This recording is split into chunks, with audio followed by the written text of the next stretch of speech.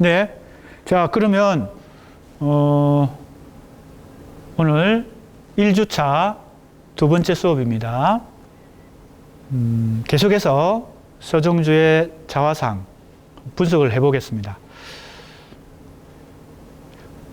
지난 시간에도 내가 얘기했지만 내가 서정주 시를 연구하는 과정에서 바로 이 자화상이라는 작품이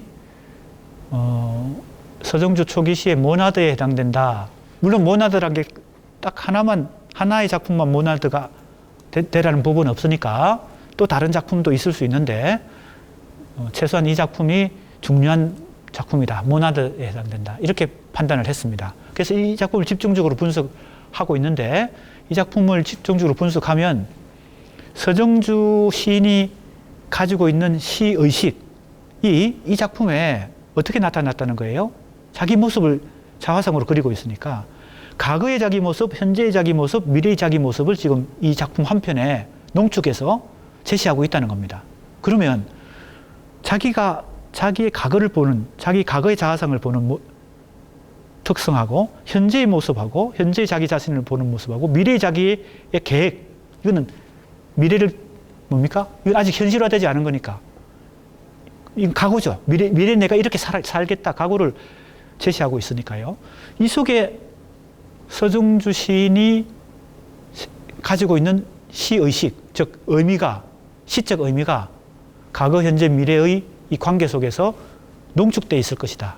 그러면 이 모나드, 이 작품을 모나드로 삼아서 서정주 초기시와 중기시, 후기시까지 넓게 보면 그렇고 최소한 서정주 초기시에서 어떤 의미의 구조가 이 작품 속에서 그죠? 농축적으로 확인할 수 있다. 이렇게 생각한 것입니다.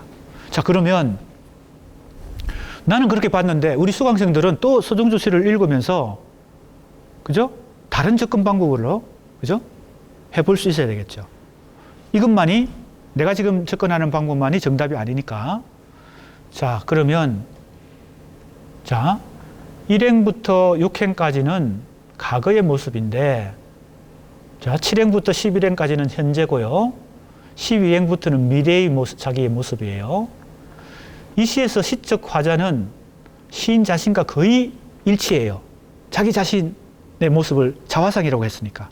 아까 내가 서정주의 추천사 같은 작품은 화자가 춘향이라 그랬죠. 향단아 그네줄을 밀어라. 남자가 아니고 춘향이죠. 우리가 잘 아는 우리가 이제 서정주 다음에 한영훈을 공부할 텐데 한영훈의 님의 침묵에 나오는 화자들도 대체로 여성 화자라고 우리는 파악할 수 있습니다. 물론 그것도 이제 치밀하게 우리가 검토해 봐야 돼요. 남들이 그렇게 얘기한다고 다 그냥 그렇다 하고 넘어가면 안 되는 겁니다. 직접 다 하나 꼼꼼히 점검해 봐야 돼요. 그러니까 화자를 설정할 수도 있는데 이 작품은 특별히 시인 자신과 화자가 거의 그죠? 빈틈없이 일치하는데 왜? 제목부터가 자화상이니까. 시인이 이 화자와 거의 일치해요. 물론 이 안에도 100% 일치하지 않는 어떤 빈틈이 있겠죠. 그 간격이 있겠죠. 그게 중요한 것입니다. 그 간격이 중요해요. 일치보다 간격이 중요해요. 왜 그럴까요? 만약에 일치한다면 이건 실화죠. 진짜 애비는 종이었고, 그죠?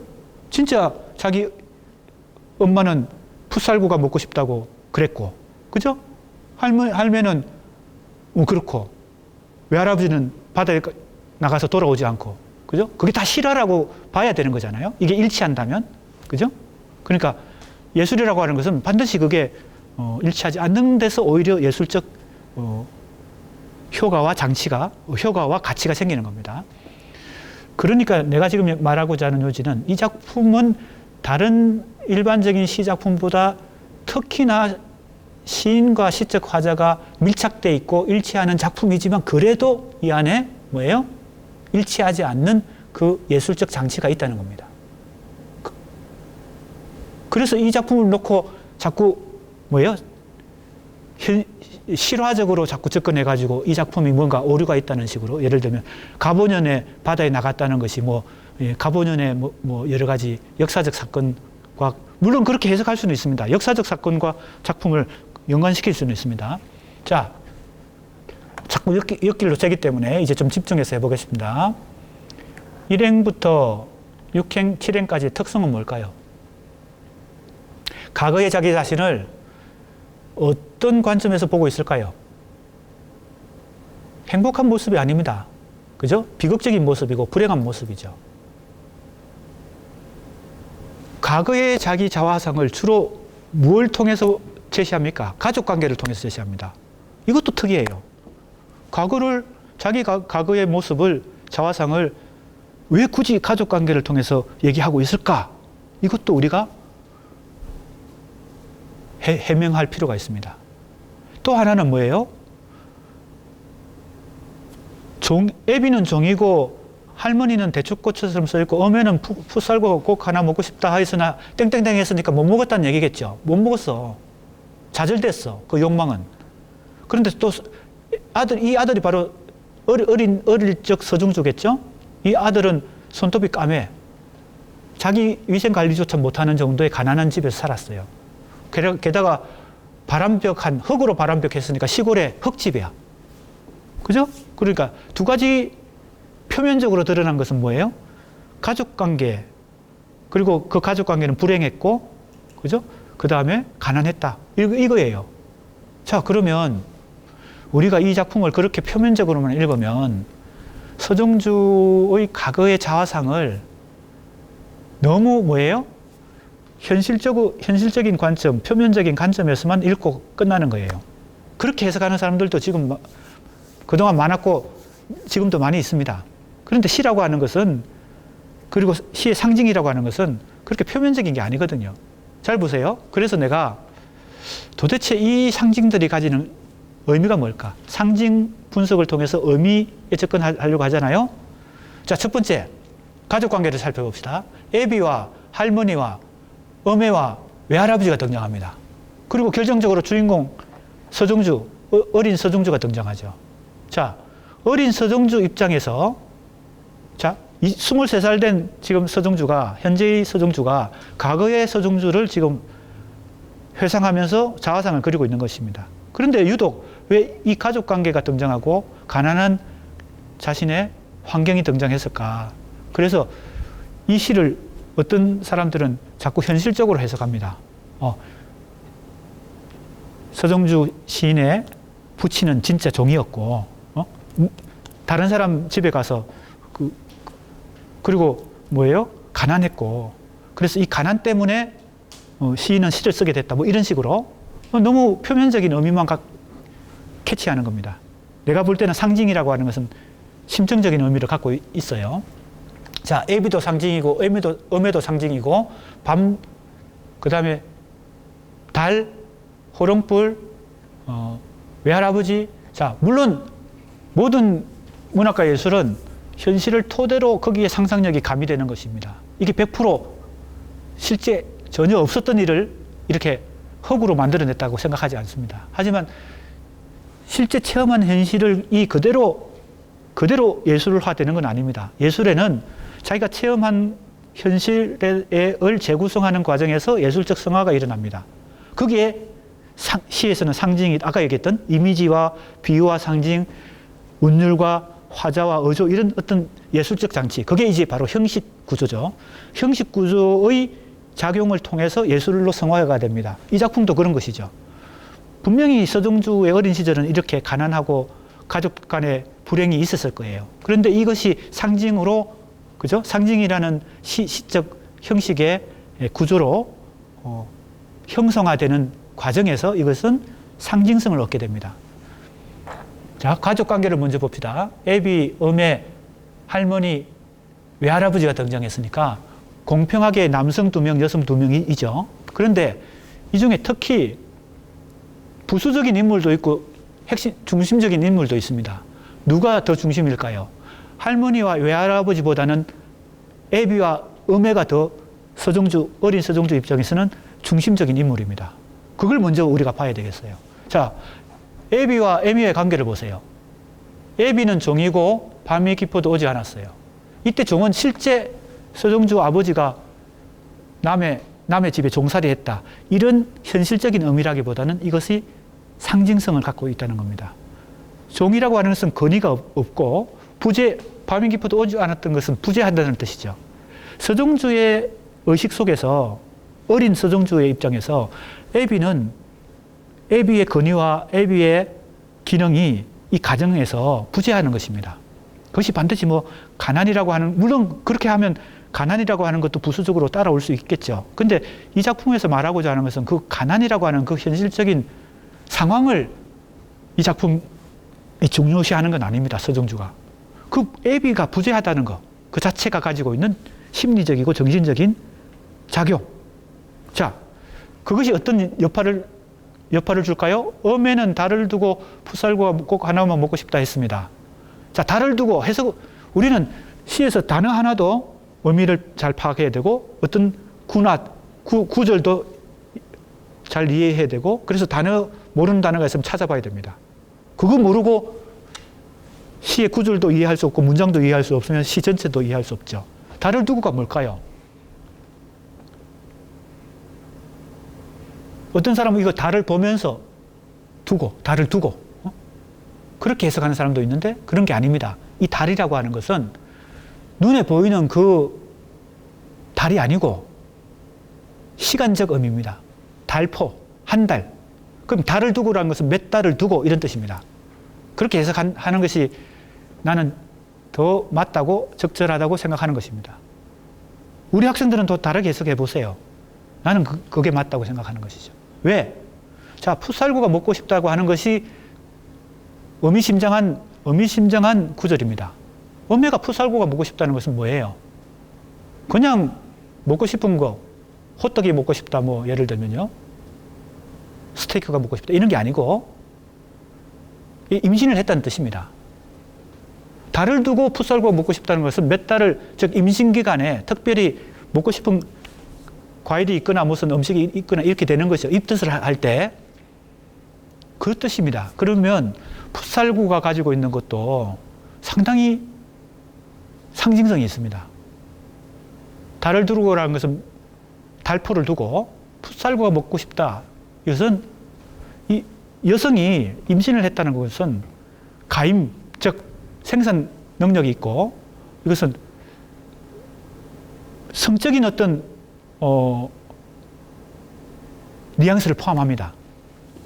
물론 그렇다고 해서 서정주가 자기 엄마한테 성적 욕망을 느꼈다 이런 뜻이 아닙니다. 내가 지금 해석하는 것은 이 서정주 어린 시절의 이 상황 속에서 어린 서정주가 자기도 모르는 무의식적으로, 그죠? 삭트게 되는 어떤 요소를 내가 얘기하는 겁니다. 이 땡땡땡 안에는 뭐가 들어있을까요? 이 말줄임표 안에는 누구의 심리가 이 속에 생략됐을까요? 현실적으로 아까 내가 이렇게 해석했죠. 먹고 싶다 했으나 못 먹었다. 그건 너무 아까도 표면적인 해석이라 그랬죠. 이것도 표면적인 해석입니다. 물론 그것도 포함되어 있어요. 어머니는 달을 두고 풋살구가 꼭 하나만 먹고 싶다 하였으나 못 먹었다는 거죠. 땡땡땡은 먹었다는 게 아니라 못 먹었다는 거죠. 즉 이것은 하나의 욕망인데, 그죠? 여성이 가지는 어떤 욕망인데 그것이 좌절됐다는 것이 이 말줄임표 안에 들어 있습니다. 그런데 이 안에 우리가 더 심정적으로 볼 수 있는 것은 이 속에 뭔가 어떤 심리가 생략되어 있는데, 어떤 심리 상태가 생략되어 있는데, 그건 엄마의 심리 상태가 아니라 누구의 심리 상태일까요? 아들의 심리 상태입니다. 이 땡땡땡 안에는 엄청난 안타까움이 있는데, 그것은 엄마의 안타까움이 아니라 아들의 안타까움입니다. 왜냐하면 이 구조를 잘 보세요. 어머니는 하나만 먹고 싶다 했으나 흙으로 바람벽한 호롱불 밑에, 그 다음에 바로 아들이 나오거든요. 손톱이 까만 애미의 아들. 이건 자기 자신이죠. 자기 자신의 모습을 그 다음에 이 말줄임표 안에 바로 제시했습니다. 그러니까 이 말줄임표 안에 표면적으로는 못 먹었다는 현실이 생략된 것이지만, 그 현실적 상황보다 더 중요한 것은 이 아들이 엄마가 가지고 싶어 하는 것을 아버지 대신, 아버지는 부재하니까 아버지 대신 가져다 주고 싶은 욕망이 있고, 그 욕망을 자신도 성취하지 못했다는 좌절감과 안타까움이 이 말줄임표 안에 들어있는 것입니다.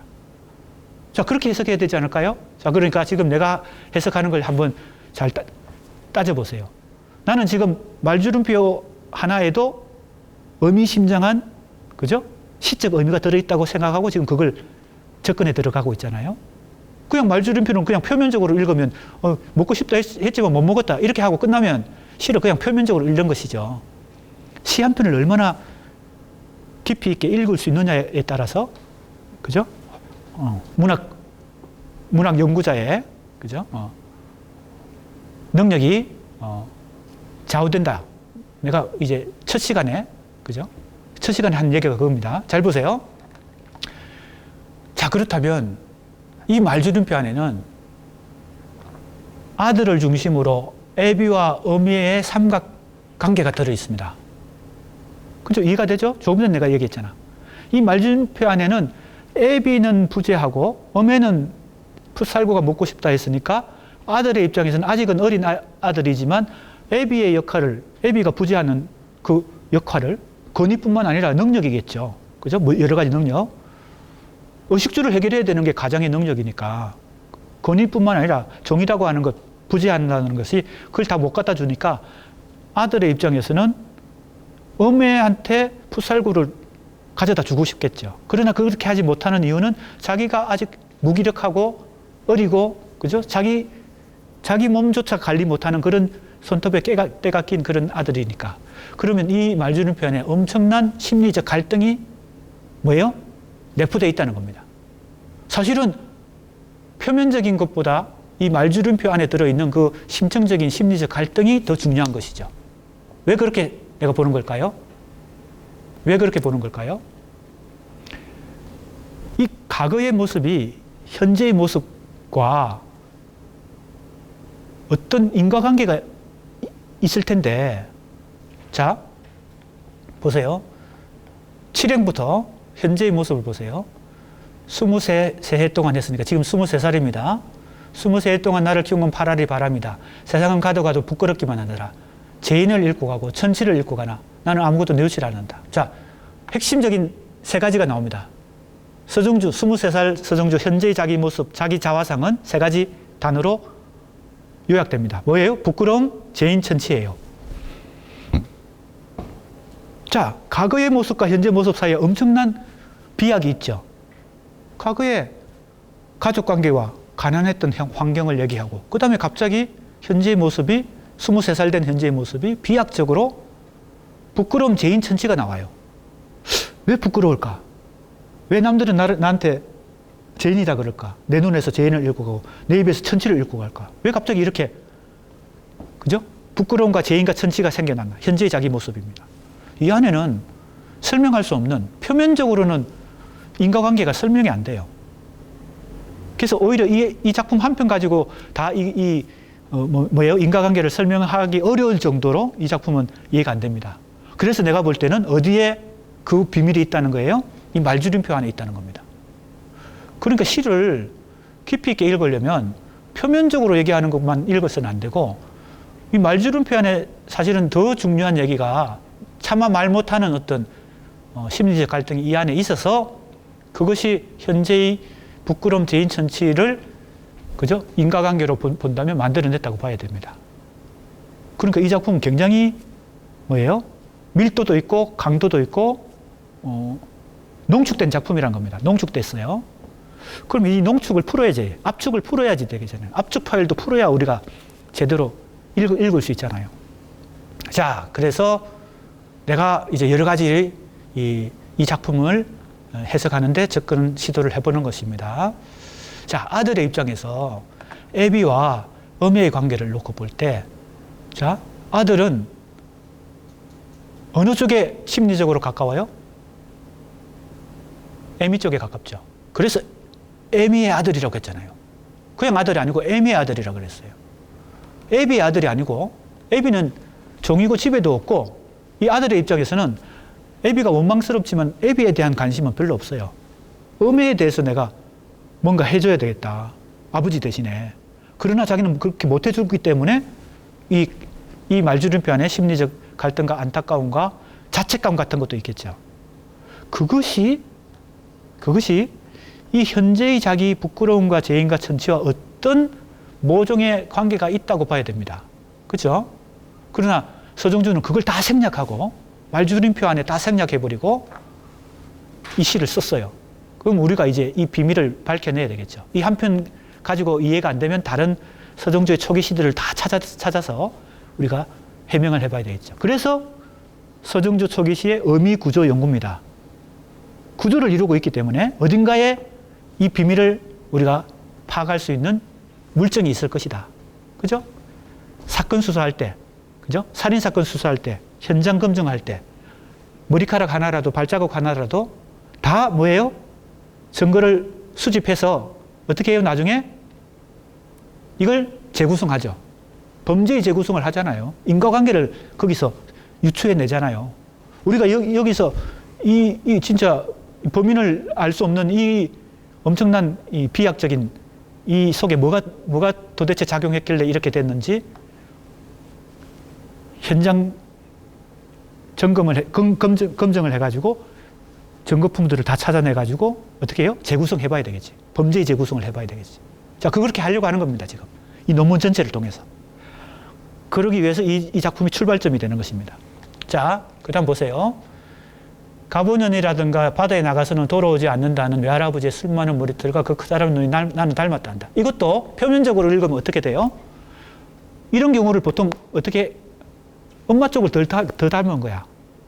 그러니까 친가보다는 외가 쪽을 더 닮았어. 이런 경우를 외탁했다 그렇게 얘기합니다. 단순히 그런 의미만을 얘기한 게 아니에요. 그것도 표면적으로 읽으면 안 됩니다. 외할아버지를 난 닮았어요. 어떤 면에서? 머리털과 눈이 닮았어요.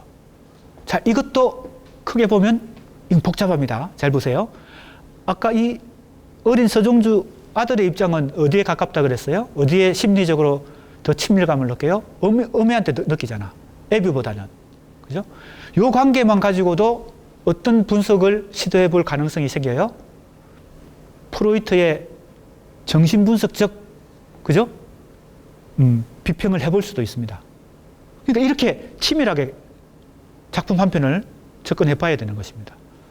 아들과 애비와 애미 사이에 이 복잡하고 미묘한 심리적 관계 속에서 오이디푸스 컴플렉스, 그게 바로 정신분석 비평인데, 그렇다고 해서 프로이트의 그 정신분석 이론을 그대로 이 작품에 대입해가지고, 이거 아들은 애비와 경쟁하고 애비를 죽이고 싶어하고 엄마와 결혼하고 싶어하고 엄마를 사랑하고 이렇게 도식적으로 접근하면 그건 다 오히려 안 하는 건 못합니다. 정신분석 비평을 한다고 해서 그렇게 정신분석 프로이트나 낙강의 이론을 그냥 도식적으로 대입하면 오히려 안 하는 것만 못하다. 오히려 실패한다는 겁니다. 그런 비평은, 그런 연구는 오히려 실패할 수 있다.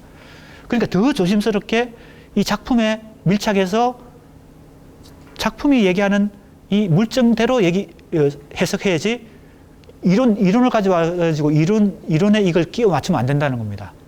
이론은 단지 도구인데 그 이론을 가져와가지고 이 작품을 그 이론을 갖다 끼워 맞춰요. 대부분 그렇게 하는 경우들이 있습니다.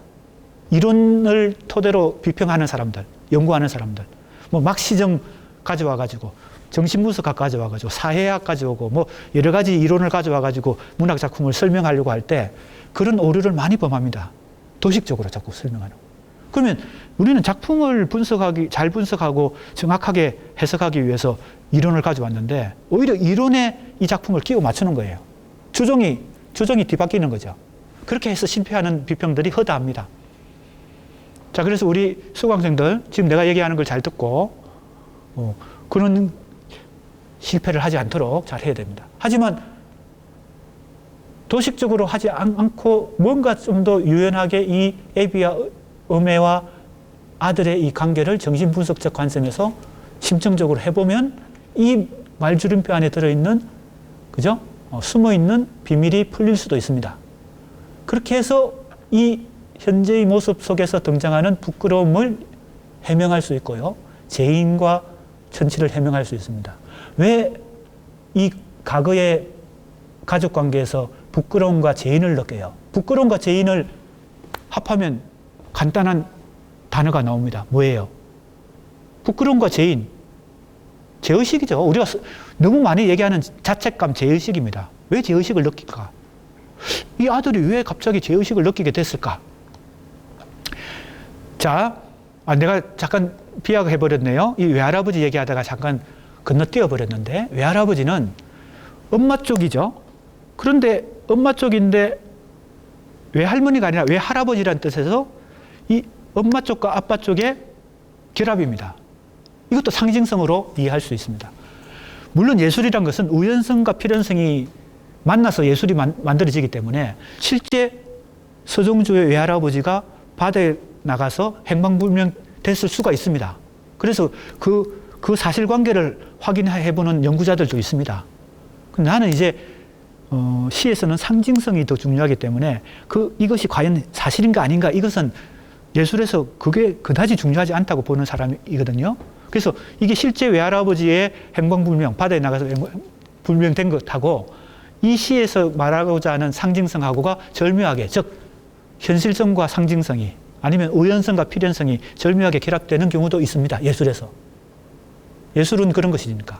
자, 그러면 이 외할아버지의 정체는 뭘까요? 그리고 이 바다의 상징성은 뭘까요? 자, 이런 것들이 다 의문점이고 이걸 다 해명한다는 것이 바로 뭐예요? 내가 이 논문에서 목표로 하는 서정주 초기시의 의미구조 연구입니다. 의미구조. 의미구조에 접근하려면 애비와 어매와 아들 간의 이 삼각관계, 그 다음에 할아버지와 바다의 정체, 그죠? 이런 게 다 해명이 돼야 됩니다. 이게 다 상징성을 가지고 있기 때문에. 밤도 그렇고요. 풋살구도 그렇고. 자, 내가 미리 한 가지만 얘기하면 이게 조금 뜻밖의 해석인데 이 풋살구가 상당히 심오한 어떤 이 비밀을 푸는 하나의 실마리가 될 수 있다. 이 풋살구만 해도 상당히 감각적인 이미지잖아요. 그것이 가지고 있는 미각적 어떤 그죠? 신맛이 나고 달콤하기도 하고 신맛도 나고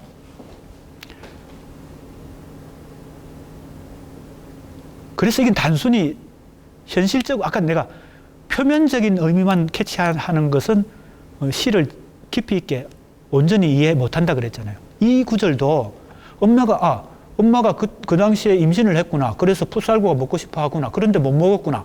이렇게만 이 시를 읽으면 아마추어죠. 표면적으로만 읽은 거죠. 내가 지금 이 풋살구에 의미심장한 상징성과 암시성이 있다고 한 것은 이 풋살구가 가지는 이 감각적 요소가 특히 미각적 요소가 미묘하게 성적 뉘앙스를 풍긴다고 내가 아까 얘기했습니다. 그리고 또 내가 덧붙여서 뭐라 얘기했어요? 프로이트의 오이디푸스 콤플렉스를 너무 도식적으로 바로 대입하면 안 된다 그랬죠. 그리고 또 내가 뭐라고 얘기했어요? 이 아들이 아버지하고 경쟁하고 엄마를 사랑하기 때문에 엄마와 결혼하고 싶어 한다. 이렇게 해석하는 게 가장 그 도식적인 오이디푸스 콤플렉스를 그죠? 대입하는 거잖아요. 그러면 이 풋살구가 먹고 싶다고 했고 애미의 아들은 풋살구를 갖다 주지 못해서 자책하는 것이 라면 그렇게 보는 것은 단순한데 이 풋살구가 가지는 성적 뉘앙스는 이 아들의 입장에서 애미에게 풋살구를 갖다 주고자 하는 것은 엄마에 대한 성적 욕망, 즉 근친상간의 욕망 이렇게 해석하는 사람도 예전에 있었습니다. 많이 있었어요. 그러나 그게 아니고 엄매를 경유해서 엄매의 풋살구를 경유해서 성적인 욕망에 눈을 떴다는 겁니다. 반드시 엄마를 욕망했다는 게 아니고 그게 바로 이 말줄누표 안에 다 생략되어 있습니다. 그 성적 욕망은 젊은 23살의 시인에게 뭘 갖다 줘요? 부끄러움과 재인을 갖다 줍니다. 그래서 이 제의식은 부끄러움과 재인이라는 것은 내가 해석할 때는 물론 이 작품 말고 다른 작품들도 다 연관성을 가지고 다 검토해 봐야 되겠지만 일단 이 작품 하나만 놓고 볼 때 심층적으로 숨어있는 의미는 이 풋살구가 굉장히 중요하다는 겁니다.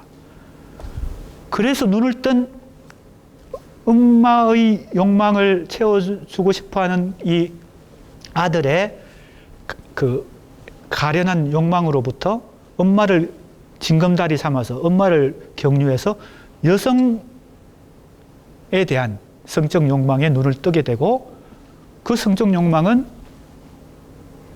정신적인 범주가 아니라 육체적인 범주이기 때문에 정신적인 차원에서는 죄의식을 느끼게 되는 것입니다. 이것이 바로 원죄의식에 해당되는 서정주 초기 시의 에로티시즘의 원천이 되는 거죠. 그래서 이 작품 한 편 속에서 서정주 초기 시를 지배하는 에로티시즘이라는 그 미학이 어떻게 설명될 수 있느냐. 나는 그렇게 이제 보는 겁니다. 이 풋살구로 인해서 성적 욕망에 눈을 뜬다는 겁니다. 그래서 이 부끄러움과 죄인과 천신은 성적 욕망과 정신적 사랑 사이에서 갈등을 빚는 죄의식이다. 그러면 그걸 자꾸 이제 이걸 건너뛰게 되네요. 외할아버지. 외할아버지의 정체는 엄마와 아버지, 즉 부성과 모성의 결합이고 그것은 복잡하고 미묘한 상태 속에서 바다에 나가서 행방불명됐다는 이것이 바다가 뭘 의미하는지. 자, 상징도 여러 가지 상징의 유형이 있죠. 시론책을 읽어보면요. 우리 학생들 이제 시를 공부하는 학생들은 시 이론도 읽어봅니다. 그래서 유명한 시론책들이 많이 있습니다. 시 이론들을 모아놓은 책들요. 거기 보면 상징이라는 이 챕터를 열어보면 상징은 여러 가지 유형이 있습니다. 가장 기본적으로 관습적 상징이 있어요. 누구나 사용하는 상징들, 그죠? 그 다음에 원형적 상징이라는 것도 있어요. 원형이라고 하는 것은 바로 뭐 여러 가지 그 원초적인 상징이죠. 인간이 가지고 있는 원초적인. 그래서 융이라고 하는 프로이트의 제자지만 나중에 프로이트와 결별하는 집단 무의식이라고 하는 이 원형이라고 하는 이 아키타입이라는 이 그 정신 분석에 개척한 사람이죠. 융이라는 사람의 여러 가지 이론 중에서 원형 이론이 있습니다. 그 원형적 상징도 하나의 유형이고 창조적 상징, 새로운 상징을 만들어내는 거죠. 시인이. 원형적 상징과 간섭적 상징이 있다면 창조적 상징 혹은 개인적 상징으로 새로운 걸 만들어내요. 서정주의 시에 나오는 상징들은 그런 여러 가지 상징들을 다 포괄하고 있는데 그중에 원형적 상징들도 많이 등장하죠. 피도 원형적 상징이고 바다도 원형적 상징이라고 일단은 상징의 유형으로 볼 때는 볼 수 있습니다. 자, 그럼 이제 나중에 바다도 우리가 상징을 탐구해 봐야 되겠고 밤의 상징도 애비와 음의 상징도 살펴봐야 되겠습니다. 자, 이제 또 상징이 중요한 상징이 나옵니다. 이제 현재로 들어왔어요. 바람입니다. 나를 키운 건 파라리 바람이라. 23살이 됐어요. 갑자기 어린 시절에서 청년으로 건너뛰었죠. 왜? 자화상을 그리다 보니까 과거, 압축해서 과거의 모습, 현재, 압축해서 현재의 모습, 미래 이렇게 하고 있으니까요. 바람도 상징입니다. 이거는 그렇게 어렵지 않습니다. 어떻게 해석할까요? 나를 키운 건 파랄은 80%입니다. 10분의 8이 바람이다 그랬어요. 보통은 나를 키운 건 부모들이죠. 보통은 그렇게 상식적으로, 통상적으로. 그러니까 지금 이거는 과거의 모습하고 연결됩니다. 왜? 부모가 나를 키우지 못했으니까요. 그러면 당연히 이 말 속에는 나는 그동안 고뇌하고 방황하면서 떠돌아다니면서 살았다는 거죠. 그죠? 정신적으로 혹은 육체적으로. 애비는 종이고 집에 부재하고 어머니는 풋살고 먹고 싶다 하였으나 자기는 능력이 없고 이런 상황에서 자기를 키운 건 파랄이 바람입니다. 이 바람이 의미하는 것은 뭘까? 이 상징성. 이것도 하나의 의미만 상징하는 게 아닙니다. 굉장히 복합적인, 그래서 이런 걸 중의적이라 그러죠. 중의적 상징입니다. 여러 가지가 다 여기에 들어갈 수 있습니다. 첫 번째는 고난도 해당됩니다. 그렇죠? 부모가 날 키우지 못했죠. 이걸 고난으로 보고 방황으로 보고, 그죠? 방황, 고난 이렇게 볼 수 있는 것은 그냥 우리가 통상적으로 해석하는 게 아니라 이 작품 속에서 근거를 찾는다면 어디서 찾을 수 있을까요? 바람벽입니다. 벽이라고 하는 것은 나를 보호해주는 것인데 이제 이 바람벽에서 벗어나서 바람을 온몸으로, 그죠? 경험한다는 뜻이 됩니다. 그래서 고난과 방황도 됩니다. 또 뭐가 있을까요? 자유도 있을 수 있습니다. 그것은 보호 없이 방황하고 고통을 경험하는 것이지만 한편으로 보면 그건 자유를 만끽하는 것이니까. 또 뭐가 있을까요? 또 뭐가 있을까요? 굉장히 복합적인 상징성을 갖는다고 나는 봅니다. 이 바람은요, 서정주가 그걸 다 의식하고 이 바람이라는 단어를 쓰지는 않았을 거예요. 자기도 무의식적으로 썼습니다. 예술가는 그런 겁니다. 다 모든 걸 구상하고 계획하고 의식하고 창작을 하는 게 아닙니다. 자기도 모르게 무의식 속에서 창작 행위가 일어나는데 그걸 우리 같은 독자나 비평가들은 그 숨은 의미를 분석하고 해석해낼 수 있어야 됩니다. 그렇게 했을 때 시인도 미처 의식하지 못했던 그 숨은 의미를 우리는 파악할 수 있습니다. 그래서 시인한테 이 바람의 의미가 이거잖아요 하고 물어보면 시인은 오히려 당황할 겁니다. 의식하고 쓴 게 아니니까요. 그게 바로 예술 창작과 비평의 관계입니다. 그래서 비평가는 창작보다는 그죠? 뭐라고 할까요? 열등감을 가질 수도 있지만 오히려 창작자가 알 수 없는 숨은 의미를 발견해서 창작자보다 더 뛰어난 위대할 수가 있습니다. 내가 볼 때 이 바람은 조금 전에 얘기했던 고난, 광황, 자유 여러 가지 의미도 다 포함되어 있지만 이 안에는 성적인 욕망도 들어있다. 이렇게 나는 봅니다. 우리말 바람에는 그죠? 바람기, 바람났어. 그죠? 그 바람도 있습니다. 왜 그 단어가 같은 단어일까요?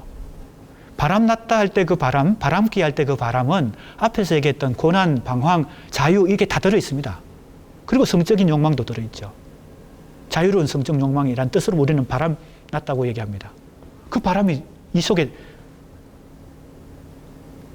100%가 아니고 섞여 있다는 겁니다. 왜? 자, 그렇게 보는 이유는 이 작품에서 일관된 하나의 숨은 맥락이 있습니다. 그게 성적 욕망의 맥락인데 그것이 바로 풋살구, 부끄러움, 제의식, 이 바람에 들어있다는 겁니다. 이건 그냥 내 해석입니다. 반드시 우리 수강생들이 내 해석대로 생각해야 되는 건 아닙니다. 다른 해석을 해보세요. 저렇게 해석하는 것은 너무 과하잖아? 엉터리잖아? 이렇게 해도 됩니다. 우리 수강생들은. 자, 그러면 여기서 재인 천치도 다 그런 성적 욕망과 관련되어 있다는 거죠. 성적 욕망의 반대급부로 제의식을 느끼는 겁니다. 자, 그러면 뉘우치지 않는다는 뜻은 뭘까요? 아까도 얘기했습니다. 이 현재의 모습 속에서 다 현재 시제로 되어 있지만 이 11행만 미래적, 그죠? 스스로가 쓰여졌습니다. 이건 각오입니다. 미래에 대한 각오입니다. 현재 뉘우치지 않을 뿐만 아니라 미래에도 뉘우치지 않겠다는 겁니다. 왜? 나의 과거는 이렇고 나의 현재는 이렇지만 후회하지 않겠다는 겁니다. 후회하지 않을 수 있는 이유는 뭘까요? 지금 너무 고통스러운 상태인데 과거도 내가 힘들었지만 지금도 고통스러운데 자기는 다 비밀을 알 수 없을 거예요. 자기가 왜 이렇게 고통스러운지. 23살 난 시인 서정주가 나는 이 고통을 뭘로 승화하겠다는 겁니까? 시로 쓰겠다. 시인이 되겠다고 결심하는 겁니다. 이 시를 통해서. 그래서 시가 나오잖아요. 자, 이게 13행의 시가 나옵니다. 찬란히 튀어오는 어느 아침에도, 자, 이 아침의 또 상징입니다. 거의 원형적 상징이죠. 뭐하고 대비됩니까? 지금 과거와 현재의 모습은 거의 뭘로 점철되어 있어요? 밤으로 점철되어 있습니다. 밤이 깊어도 오지 않았죠. 호롱불도 있죠. 그죠?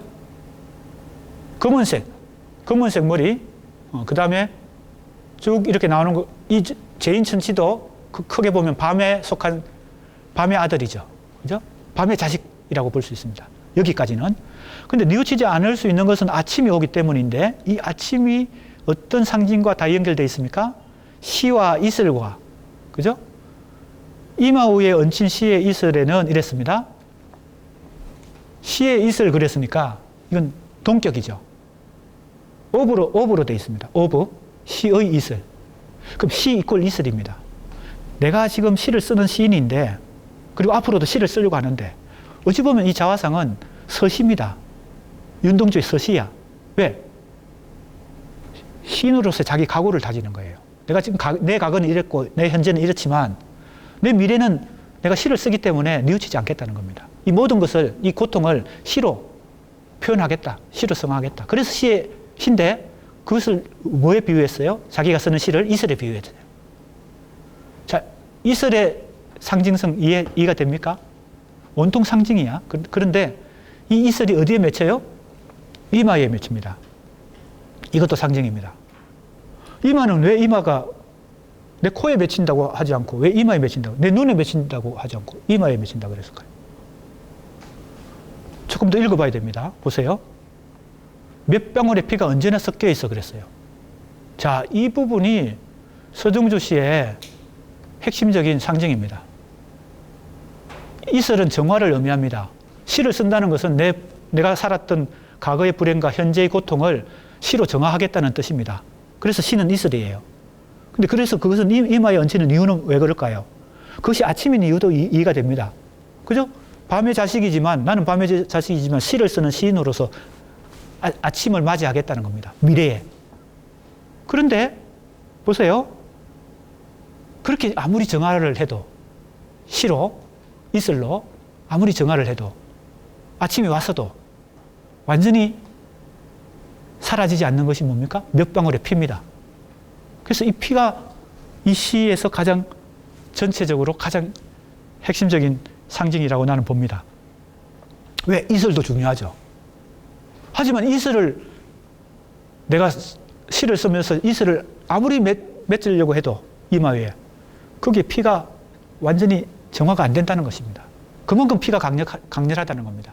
어느 시점에서 이 시를 쓰는 시점에서 그렇고 서정주 초기, 최소한 서정주 초기 시에서는 이 피가 완전히 사라지지 않는 것이죠. 그래서 피가 가장 강력한 에너지를 지금 갖고 있는 상징입니다. 그래서 서정주 초기 시는 온통 뭐로 대표되는? 화사라는 작품으로 대표되는, 그죠? 꽃뱀, 화사, 꽃뱀으로 대표되는 에로티시즘 미학으로 점철되어 있습니다. 그리고 첫 시집의 제목이 화사집입니다. 그것은 프랑스 상징주의 시인 보들레르의 상징성을, 그죠? 거의 비교할 만한 정도의, 그죠? 성적 욕망으로 가득 차 있습니다. 그러나 성적 욕망만 있는 게 아닙니다. 에로티시즘 미학이라는 것은 성적 욕망만 있어서는 에로티시즘이 성립이 안 됩니다. 에로티시즘 미학은 우리 학생들 바따이유, 그죠? 바따이유의 그 철학 책들을 읽어봤어요? 거기 보면 그 제목 자체가 바따이유 책 제목이 에로티즘, 그죠? 그 에로티즘을 금기가 있어요. 금기를 위반할 때 생기는 어떤 그 미학이 에로티시즘 미학입니다. 에로티즘 미학이에요. 그러니까 성적 욕망만 넘쳐서는 에로티시즘이 발생하지 않는데 거기에 뭐예요? 금기를 넘는 자유에 대한 욕망과 성적 욕망이 있고 거기에 제의식이 동반되기 때문에 에로티시즘이 발생합니다.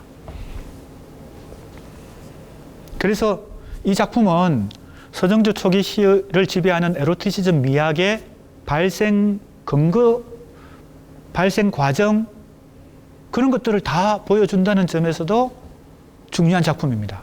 서정주 초기 시를 이해하는 데 중요합니다. 서정주 초기 시들은 화사로 대표되는, 화사라는 작품으로 대표되는 에로티시즘이 지배하는데 이 작품은 그 에로티시즘이 어떤 인과관계로, 어떤 경위에서, 어떤 과거와 현재와 미래의 그 서정주 시인의 시 의식 속에서 그 에로티시즘이 발생했는지를 보여준다는 점에서도 중요하죠. 자, 그러면 피와 이슬의 관계를 잘 생각해 보세요. 피와 이슬은 대립관계입니다. 당연히 그렇죠. 피는 욕망을, 성적 욕망을 상징한다면 이슬은 그것의 정화를 상징합니다. 그런데 어느 게 더 힘이 큽니까? 피가 더 힘이 세다는 겁니다. 현재 상황에서. 그럼 보세요.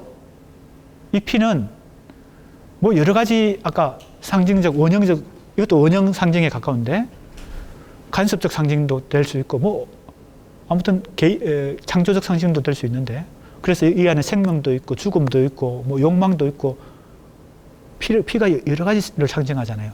근데 특히나 나는 이 피는 성적 욕망이라는 상징성을 강하게 갖고 있다. 이 성적 욕망을 이게 단순히 그냥 생명력이라면 왜 이걸 그죠? 이슬로 정화하려고 하겠어요. 이슬로 정화한다는 것은 이것이 부끄러움을 동반하는 죄의식을 동반하는 성적 욕망이기 때문에 이슬을 시의 이슬을 자 그래서 왜 이마에 얹힐까요? 이 피는 심장에 있고 그죠? 육체에 속하는 거기 때문에 이 시의 이슬로 이것을 정화하는 것은 육체와 대립되는 정신적 차원에서 일어나야 되는 것입니다. 그래서 시의 이슬은 정신적 차원에 속하는 것입니다. 그러니까 이마가 나왔죠. 정수리, 이마 다 정신적 어떤 상징입니다. 그런데 서정주 시인이 정말 언어 감각이 있는 시인인 것은 이걸 정수리에 얹힌 시의 이슬 이렇게 하지 않고 이마 위에 얹혔다고 하는 이런 표현에서도 너무 절묘한 것이죠. 그죠? 볕이거나 그늘이거나 햇바닥 늘어뜨린 병든 수컷 마냥 헛떡거리며 나는 왔다. 이게 충격적인 마지막 구절인데 잘 보세요. 이것 구절을 잘 보면요. 시를 잘 이해하려면 아까도 얘기했지만 단어 하나를 잘 의미를 찾아야 되고 그 다음에 구절의 의미를 찾아야 되고 그 다음 문장의 의미, 그죠? 문맥을 잘 파악해야 됩니다. 자, 인과관계입니다. 섞여 있기 때문에 이러는 거죠. 피가 언제나 섞여 있기 때문에 볕이거나 즉 낮이거나 그늘이거나 그죠? 해가 있거나 없거나 혓바닥 늘어뜨린 병든 수께 마냥 이것은 비유입니다. 병든 수께처럼 헐떡거리며 나는 왔다. 병든 수께 뭐가 의미 연상이 됩니까? 뭐 절뚝거리면서 병이 걸렸어. 코로나가 걸렸을 수도 있고 뭐 그죠? 수께 입장에서 사람으로 따지면 뭐 암이 걸렸을 수도 있고 치명적인 뭔가가 걸렸겠죠. 병이. 그런데 그 병은 어떤 병일까요?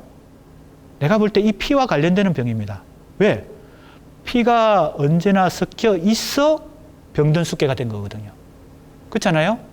자, 그러면 내가 지금 이 시를 이상하게 해석하는지 몰라도 난 좀 지금까지 이 작품을 해석한 사람들과는 좀 다르게 해석하고 있는데 기존에 서정주 연구가 많이 있었으니까 그리고 이 작품이 전집 첫 번째 실린 작품이고 중요한 작품이니까 이 작품에 대해서도 많이 해석했겠죠.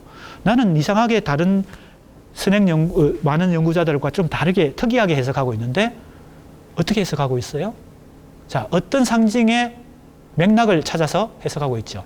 자, 풋살구, 그죠? 음해, 풋살구, 바람, 부끄러움, 죄인, 피, 병든 수께. 이해가 됩니까? 이것이 에로티시즘의 발생과 경과를 잘 보여준다는 거죠. 다시 얘기하면 병든 수께는 그냥 다른 병이 아니고 마치 발정난, 그죠? 그 발정이 해소가 안 된 어떤 수께처럼 자기 자신을 그 병든 수께에 비유하는 것입니다. 강력한 뭐라고 할까요? 자기 고발이죠. 자기를 미화하지 않고 적나라하게 자기 자신의 욕망을, 그죠? 상징성을 통해서 보여주고 있습니다. 자기 자신이 가지게 된 성적 욕망과 그 반대급부로 가지게 된 죄의식과 그 자기 자신의 모습을 병든 수께 비유하고 있는 이 강력한 상징성이 이 작품을 지배하고 있습니다. 그리고 그것이 자기 자신의 모습이란 겁니다. 그리고 그 와중에서 뭘 또 얘기하고 있습니까? 나는 시를 통해서 이 피의 뭐예요? 피의 이 갈등, 복잡한 이 역학관계를, 그죠? 이 고통을 시를 통해서 이슬로 승화시켜 보겠다. 그것은 성공할 수 왜? 언제나 섞여 있으니까 완전히 성공할 수는 없지만 그것이 바로 서정주 초기 시의 에로티시즘을 만들어낸다는 겁니다.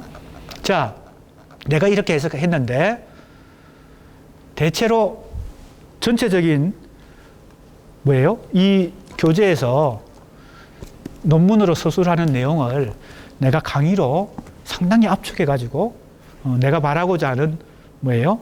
핵심 논지를 설명한 셈이 됐습니다. 그래서 우리 수강생들은 이 교재를 한번 읽어보면 내가 말한 것들이 좀 더 논리적 연하게, 좀 더 논리적으로 서술이 되어 있기 때문에 조금 정리하는 데 도움이 될 겁니다. 우선 내 강의를 듣고 잘 다시 복습을 하면, 교재를 읽어보면, 아, 이렇게 지금 강의할 때 이렇게 말했던 것들이 이렇게 지금 논리적으로 서술이 되어 있구나, 이렇게 하는 걸 알 겁니다. 자, 그래서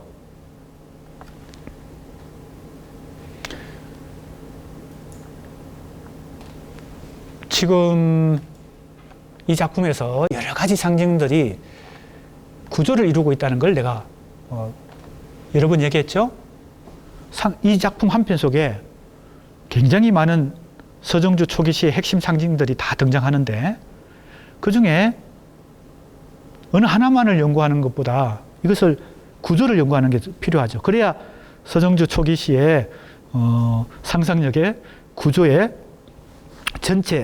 전체성에 접근할 거 아니에요. 그랬을 때, 자, 내가 이제 조금 더 이제 치밀하게 단계별로 접근해 봅니다. 왜냐하면요, 이 2절의 제목이 시의식의 발생이잖아요. 이건 뭘 더 집중적으로 분석하려고 하는 걸까요? 바로 이 과거의 자화상입니다. 서정주가 자기 자신의 과거의 모습을 말하고 있는 여기서 이 말주름표 안에서 시의식이 발생했다는 겁니다. 이미 시인이 될 수 있는, 그죠? 어떤 원천이 이 말주름표, 이 상황 속에서, 특히 애비와 음해의 관계 속에서 이 말주름표 안에서 형성됐다는 겁니다. 물론 거기에 바다의 의미와 밤의 의미와 외할아버지도 다 살펴봐야 되겠지만, 그래서 시의식의 발생 속에서 핵심적인 상징은 뭐라고요? 애비와 음해다, 이렇게 본 것입니다. 그래서 그걸 이제 내가 개념적으로는 부성과 모성의 대립 개념이라고 봤습니다. 애비는 부성이고 음해는 모성이에요. 부성과 모성이라고 해석하는 이유는 뭘까요? 이것은 친아버지, 친어머니를 의미하는 게 아니고 상징성, 시적 상징이다. 애비는 아버지의 원리, 사회적 질서, 이걸 이제 우리 수강생들 어느 정도 이 프로이트와 락강의 정신분석학 기본 공부가 좀 된 사람들에게는 이해가 될 만한 얘기인데, 혹시 이해가 안 되는 학생은 또 보충 설명할 기회를 갖겠습니다만, 이 아버지의 질서, 바로 이것은 정신분석적으로 락강적으로 얘기하면 바로 뭐에 해당돼요? 이 부성에 해당되는 것이 바로 상징계입니다. 상징계. 언어의 질서, 사회적 질서, 그죠? 상징계라고 하는 인간 정신의 구조가 있고 현실의 구조가 있다고 락강은 본 거죠. 세 가지, 그죠? 영역이 있죠. 상징계, 상상계, 실제계. 상상계, 상징계, 실제. 이 부성의 차원은 락강식으로 얘기하면은 상징계에 해당됩니다. 음해에 해당되는 게 상상계죠. 그죠? 그런 이제 정신분석적 차원 개념으로 분석도 해볼 만합니다. 그러나 내가 이제 그렇게 도식적으로 하려고 하는 건 아닙니다. 자, 그 다음에 보세요. 자, 이제 그러면 2장이 시의식의 발생이라면 3장은 뭘까요? 우리 교재가 있는 사람은 미리 한번 볼 수 있습니다. 뭐라고 나와요? 시의식의 지향이죠. 이거는 미래 부분을 놓고 얘기하는 것입니다. 그러니까 시의식이 어디서 출발해서 어디로 가는지, 발생과 지향을 얘기합니다. 현재는 그 과정이겠죠. 그러니까 이 한 편의 시에서 내가 서정주 초기 시의 의미 구조를 어떻게 도출해낸 거예요? 서정주 초기 시의 시의식이 발생하는 차원이 바로 이 자화상의 앞부분, 과거 시제 부분이고, 과거 부분이고, 현재를 거쳐서 미래로 가는 이것이 시의식의 지향성이란 거 알죠? 추구하는 방향. 어디를 지향하느냐? 시의식의 발생과 시의식의 지향이라는 두 가지, 왜요? 방향성을 찾아냈다. 그게 바로 서정주 초기 시의 의미 구조에서 내가 생각하는 구조를 이룬다는 겁니다. 이 한 편의 시에서 서정주 초기 시의 의미 구조를 뭐래요? 내가 포착해낸 거죠. 자, 시의식의 발생부터 한번 봅시다. 이미 얘기했던 것들은 생략하고, 자, 이미 얘기했던 것들이 많습니다. 여기 풋살구 나오죠. 그리고 먹고 싶다 하였으나 안타까운 것 속에는 뭐가 들어있는지, 그 다음에 애비의 부재가 있고, 음에는 결핍되어 있고, 자, 이제 외할아버지와 바다의 의미를 푸는 하나의 실마리를 다른 작품을 통해서 살펴보았습니다. 그것이 5살 때. 이제 두 번째 작품으로 넘어갔습니다. 이제 자화상에서 두 번째 작품, 5살 때입니다. 자, 이 5살 때에 바다가 또 등장합니다.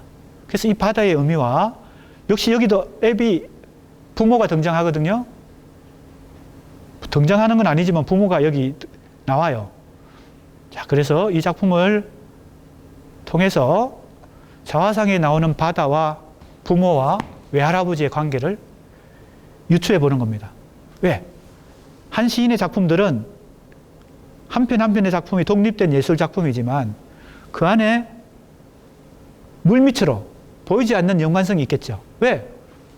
같은 예술가가 예술 창작을 했으니까요. 물론 시인은 그걸 의식하지 못하겠지만 우리 같은 비평가들이나 독자들이 그 숨어있는 연관성을 찾아서 A라는 작품과 B라는 작품을 연관성을 통해서 살펴볼 수 있습니다. 우리 학생들, 수강생들에게 이번 학기에 과제물로 그렇게 해보라는 겁니다. 한 편만 따로 생각하지 말고 A라는 작품과 B라는 작품과 C라는 작품 사이에서 상호 연관성을 캐치해서, 그죠? 찾아서 해보라는 겁니다. 자, 읽어보겠습니다. 이것은 신라초라는 이 시집에 수록되어 있고, 물론 전집에는 다 들어있겠죠? 첫 시집이 아닙니다. 그러니까 첫 시집 자화상이 아니고 이 신라초라는 나중에 쓴 작품이에요. 그런데 이 작품의 특징은 제목에서 5살 때라고 말한 것처럼 어린 시절을 회상하는 작품입니다. 작품의 창작이나 발표 순서는 한참 뒤에 했지만, 첫 시집보다, 화사집이라는 첫 시집보다 뒤에 했지만 5살 때를 회상하는 작품이기 때문에 지금 우리가 서정주의 과거의 자아상을 지금 분석하고 있는 여기에 뭐예요? 실마리를 찾는 데 도움이 됩니다. 왜? 지금 과거를 지금 우리가 시의식의 발생을 지금 찾고 있으니까요. 자, 봅시다. 빨리 읽어보겠습니다. 내가 고독한 자의 맛에 길든 건 5살 때부터다. 부모가 웬일인지 나만 혼자 집에 떼놓고 온종일을 없던 날, 마루에 걸터 앉아 두 발을 동동거리고 있다가 다듬이돌을 베고 든 잠에서 깨어났을 때 그것은 맨 처음으로 어느 빠지기 싫은 바닷물에 나를 끄집어들이듯 이끌고 갔다. 이 바다 속에서는 숫국새라든가 어머니한테서 이름만 들은 형체도 모를 새가 안으로 초파일 연등밤에 초록 등불 수요를 내려가듯 울음을 내려가면서 침몰해가는 내 주위와, 왜? 바다에 빠졌으니까. 그죠? 바다에 지금 들어갔으니까. 누가 나를 이끌고 갔어요? 새가, 형체도 모를 새가 나를 바다에, 이거는 지금 현실이 아니고 비몽사몽간에 잠이 들어서, 그죠? 가위 눌린 듯한 잠에서 꿈속에서 지금 경험한 것입니다. 침몰해가는 내 주위와 밑바닥에서 이것을 부채질하고 있었다. 뛰어내려서 이제 깨어났어요. 조금 불길한 꿈을 꾼 거죠. 뛰어내려서 나는 살인문 밖 개울 문가에 왔었다. 아까 빠져있던 가위 눌림. 자, 스스로 이걸 가위 눌림이라 그럽니다.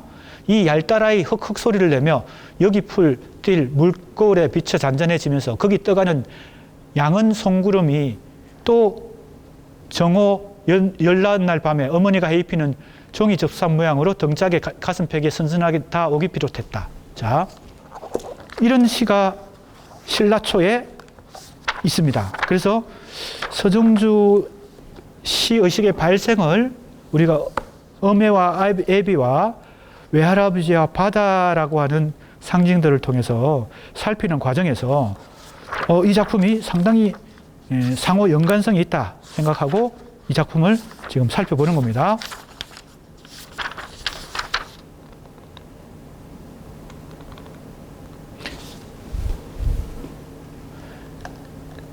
이게 얇은입니다. 얇은. 우리 교재에 여기 오타가 좀 많이 나오는데 이게 내가 입력을 하는 과정에서 오타가 나온 것이고요.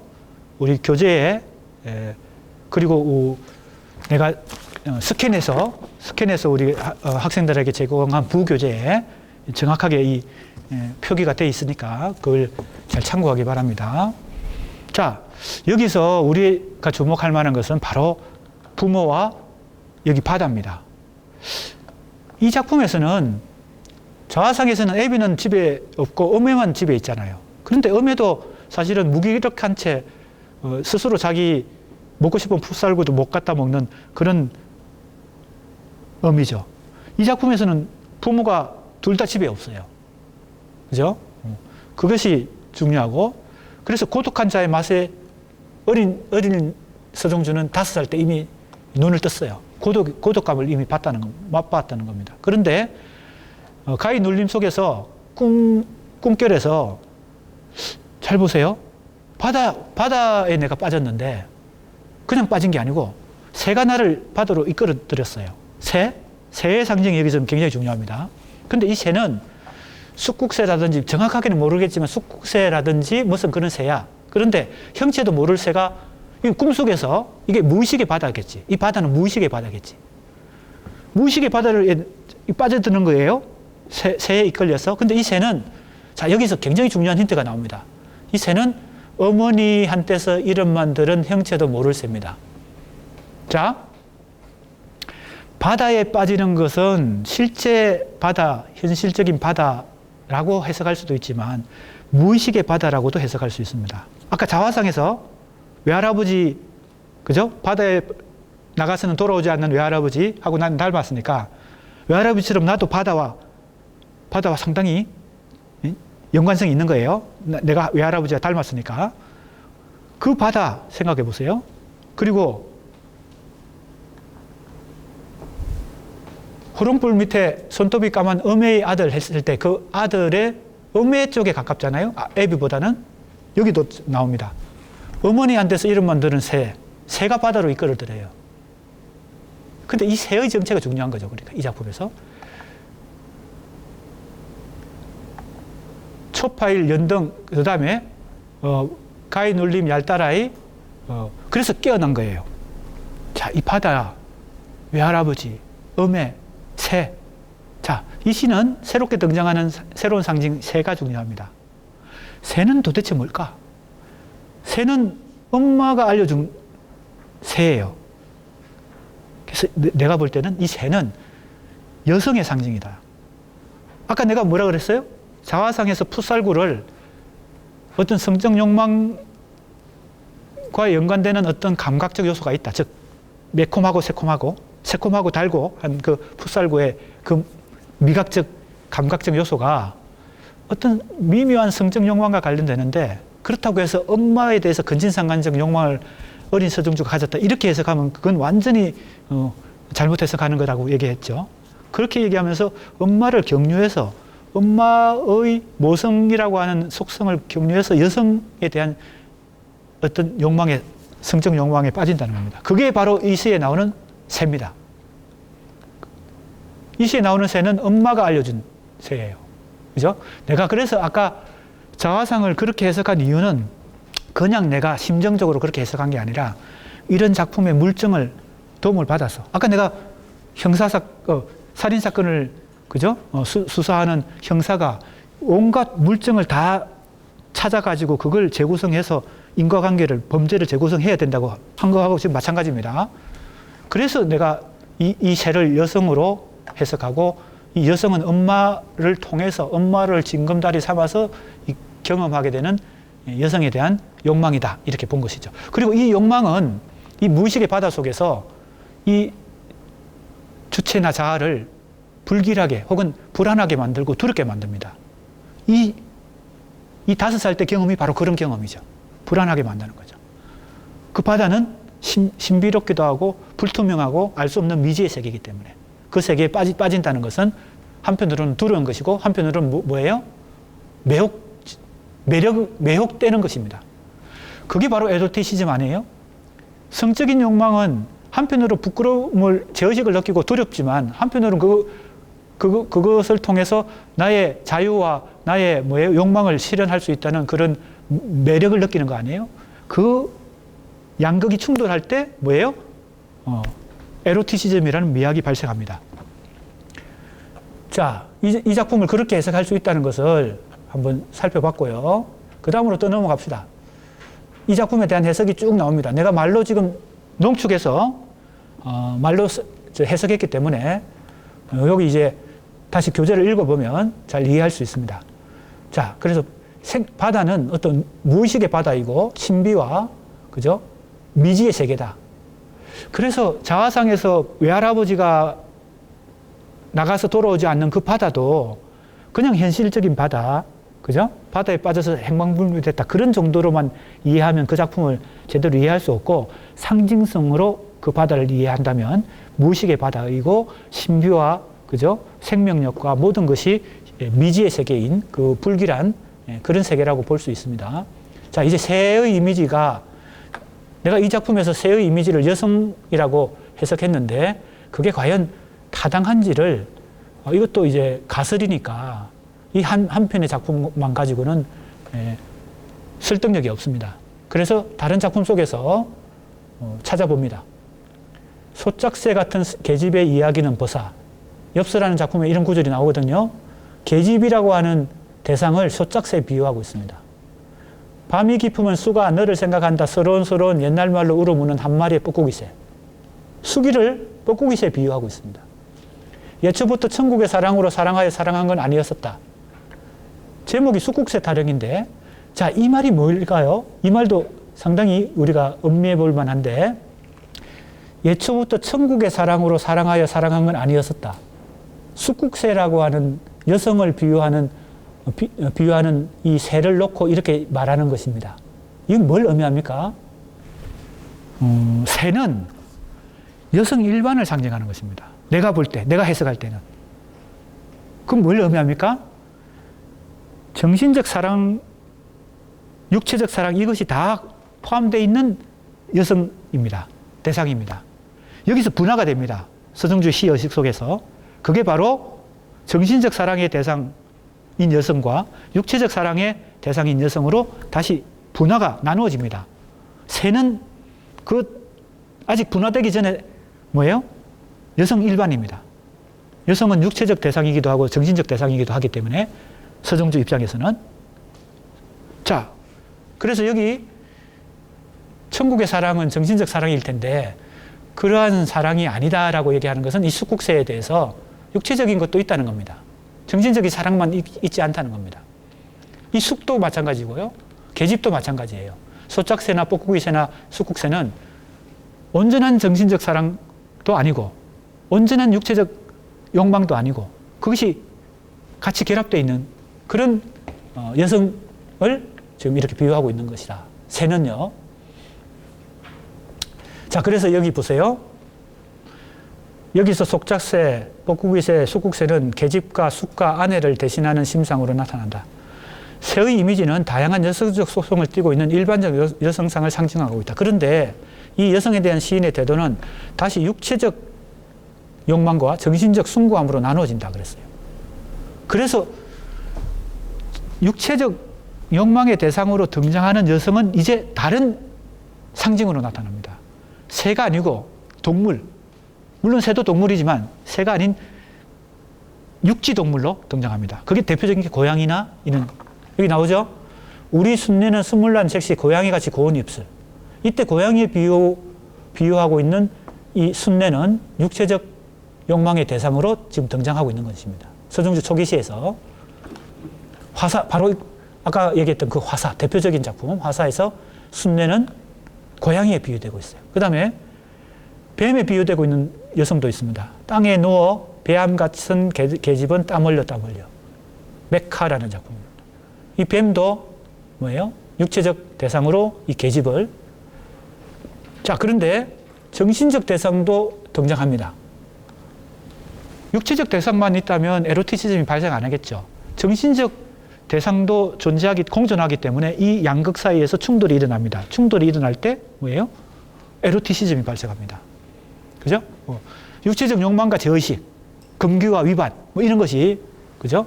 양극이 충돌할 때 에로티시즘이 발생한다는 겁니다. 자, 보세요. 눈썹으로 이제는 등장합니다. 이건 동물로 등장하지 않고 눈썹이 검은 검녀 동생 얻어선 새로 수대동 살리 내 마음속 우리님의 고운 눈썹을 고향 떠나올 때 가슴 속에 끓이고 왔다는 것은 가슴 속에 간직해 왔던, 그죠? 간직해 왔던 눈썹. 자, 이 눈썹은 우리님으로 대표됩니다. 이것은 정신적인 순간 정신의 사랑의 대상이에요. 분화가 되는 거죠. 양극으로. 정신적 대상과 육체적 대상으로. 새는 그것이 공존하고 있는 여성 일반이고. 자, 그런데 이 새에 도달하게 되는 과정에는 누가 있어요? 징검다리는 엄마가 있습니다. 어머니를 통해서 여성의 눈을 뜨고 이 여성 새가 다시 뭐예요? 고양이와 뱀 쪽으로 한쪽은 눈썹으로. 이게 다 어미를 내가 추적하는 것인데 서정조 초기 시의 어미 구조를 내가 하나하나 지금 추적하고 있는 거잖아요. 그래서 전체적인 질서를 지금 잡아보려고 하는 것입니다. 구조를 지금 찾기 위해서 부분을 다 지금 퍼즐을 맞춰 가고 있어요.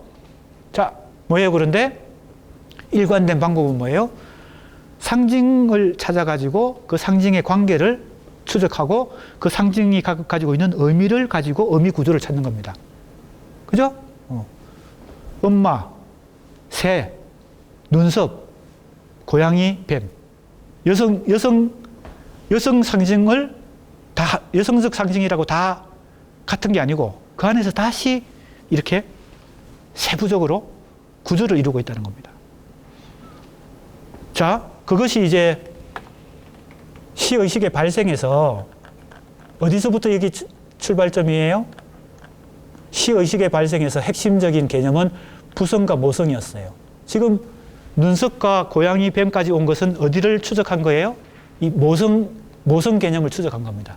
즉, 이 음해를 추적해서 풋살구의 의미가 도대체 뭔가를 찾은 것이죠. 내 나름대로. 그죠? 그렇게 접근을 해서 상징 구조를 파악해서 의미 구조를 지금 찾아보려고 하는 것입니다. 이제 시간이 되었네요. 자, 오늘 지금 자화상이라는 작품하고 5살 때라는 작품 두 편을 공부했는데 그냥 한 편 한 편 따로따로 공부했다기보다는 서정조 초기 시의 이 상징 구조와 의미 구조에 접근하기 위해서 이 전체적인 그림을 그리기 위해서 이 부분을 하나하나 퍼즐을 지금 추적해 가고 있는 중입니다. 다음 시간에 계속하도록 하겠습니다.